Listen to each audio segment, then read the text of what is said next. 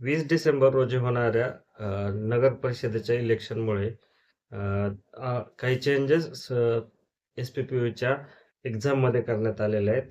हे 19 तारखेचे होणारे एक्झाम ही पोस्टपोन करण्यात आलेली आहे. 19 तारखेला होणारा पेपर हा 27 तारखेला गेलेला आहे.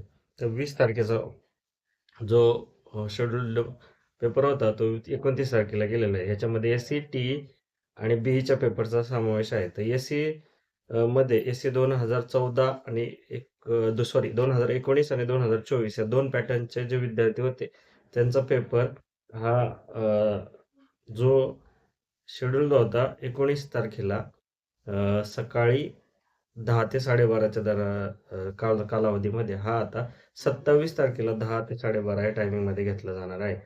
तसेच ह्यामध्ये 19 आणि 24 या दोन्ही पॅटर्नचा समावेश आहे.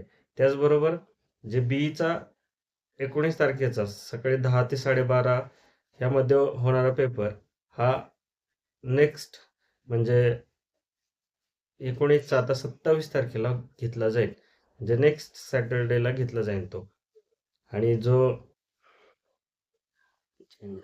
थर्ड इयरचा जो 20 तारखेचा पेपर होता तो आता 29 तारखेला रिशेड्यूल करण्यात येत आहे. म्हणजे तो 2 दिवसाचे पेपर्स आता बदलले गेलेले आहेत. ते 19 तारखेचा आणि 20 तारखेचा. ह्याच्यामध्ये एस-सी, टी आणि बी-ईच्या पेपरचा समावेश होता.